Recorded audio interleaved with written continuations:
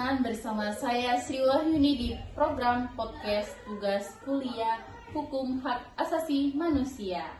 Ya, lihat sendiri ya, di samping saya ada teman saya yang cantik. Dari mana nih? Dari Institut Rahmania Skayu. Ya, namanya siapa? Nama saya ini Julia Agustina. Panggilannya biasa? Panggilan biasanya Heni. Heni, Ya, kayaknya ini aktif deh di kampus. Ya dong. Baiklah, di sini Heni akan membahas apa? Pelecehan seksual sebagai pelanggaran hak asasi manusia. Langsung saja kita tanya sama mahasiswi Heni Julia Agustina yang biasa dipanggil Heni ya, mengenai pelecehan seksual sebagai pelanggaran hak asasi manusia. Menurut data dari Komisi Nasional Perlindungan Anak di Indonesia, angka pelecehan seksual terhadap anak juga cukup tinggi. Meskipun banyak kasus yang tidak terungkap jumlah korbannya, kasus pelecehan seksual bisa sangat bervariasi tergantung pada waktu, tempat, dan metodologi pengumpulan datanya. Secara global, pelecehan seksual adalah masalah yang sering dilaporkan, tetapi banyak kasus yang tidak dilaporkan juga karena alasan stigma, ketakutan atau ketidaktahuan mengenai hal-hal hak-hak mereka. Karena banyak kasus pelecehan seksual yang tidak dilaporkan, diperkiraan jumlah korban jauh lebih tinggi dari catatan secara resmi.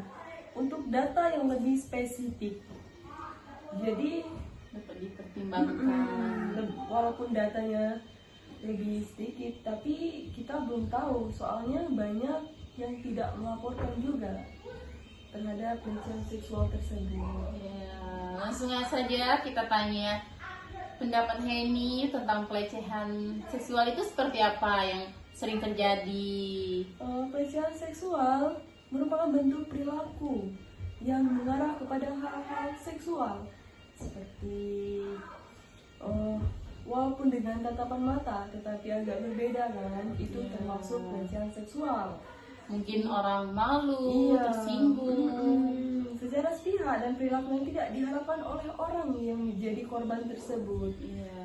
Pelecehan seksual juga sebagai suatu perilaku yang merendahkan dan menghina bagi yang jadi korban ya. Ya. Lanjut ya, sebesar apa kemungkinan terjadi pelecehan atau bahkan kekerasan seksual? Nyaris ditemui di setiap hari saat di tempat kerja, jalan, maupun di lingkungan rumah sendiri seperti itu. Pelakunya bisa orang lain yang tidak dikenal, ya, maupun orang terdekat sama sekali, terdekat dengan kita seperti Sering itu. terjadi. Iya. Karena terjadinya pelecehan atau kekerasan seksual sulit untuk dihitung secara pasti karena melibatkan banyak faktor yang saling terkait seperti itu ya. Namun beberapa data dan penelitian menunjukkan bahwa pelecehan dan kekerasan seksual, menurut data yang dilaporkan oleh Organisasi Kesehatan Dunia, sekitar 1 dari 3 wanita di seluruh dunia mengalami kekerasan fisik ataupun seksual. Bagaimana pelecehan seksual melanggar hak asasi manusia? Ya, karena bertentangan dengan sejumlah prinsip ya, seperti dasar yang diakui secara internasional, termasuk hak kesetaraan gender, diskriminasi perlindungan dari kekerasan, dan hak untuk hidup tanpa rasa takut. Kita kan hidup sebagai manusia tuh apa sih? Ada cemasnya juga. Jadi jangan terlalu takut gitu ya kan?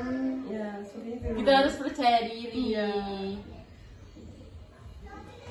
Apa tanggapan Heni mengenai banyaknya terjadi kasus pelecehan seksual?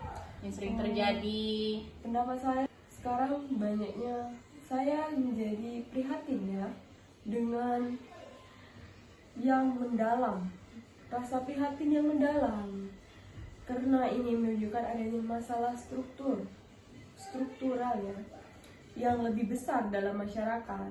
Karena pelecehan seksual adalah bentuk kekerasan yang merugikan individu maupun secara fisik, emosional, dan psikologis bagi korban tersebut. Baik dampak bertahan lama atau seumur hidup bagi korban. Iya, seperti itu. Secara keseluruhan, oke. Apa yang menjadi penyebab utama pelecehan seksual yang menurut yang Heni ketahui? Menurut saya sih itu dari keinginan kuat dari pelaku yang ingin melecehkan seseorang, terus Yang memancing, iya, yang mungkin- arah negatif lah. benar. Terus dari korban tersebut yang memancing kan, seperti berpakaian tidak sesuai dengan aturan, seperti itu. Bagaimana kita sebagai perempuan, bahkan sebagai seorang mahasiswi untuk mencegah terjadinya pelecehan seksual? Kita pendapat mengambil berbagai langkah untuk mencegah terjadinya pelecehan seksual tersebut dengan mengenali batasan diri kita terhadap orang lain, terutama bagi laki-laki ya. Terus meningkatkan kesadaran, memanfaatkan teknologi, serta menyuarakan ketidaksetujuan kita terhadap pelecehan seksual tersebut. Seperti itu. Mungkin kita jaga jarak Iya, aja ya. benar. Biar gak terjadi terkena pelecehan. Karena sekarang marak terjadinya pelecehan seksual. Iya sering, udah banyak lah Iya, itu. di kantor, di kampus bahkan pernah itu. Bahkan orang terdekat aja Benar sekali. bisa. Lalu bagaimana jika sudah terlanjur jadi korban? Apa yang harus dilakukan sedangkan psikis dan mental sudah hancur? Sudah pasti hancur. Namun penting untuk diingat ya, kita sebagai korban itu jangan merasa kita bersalah itu. Karena terjadi dan korban berhak mendapatkan dukungan dari orang sekeliling kita, mendukung kita untuk memulihkan mental kita. Langkahnya pertama adalah memberi diri Anda izin untuk merasakan emosi, mencari dukungan, dan melaporkan kejadian tersebut.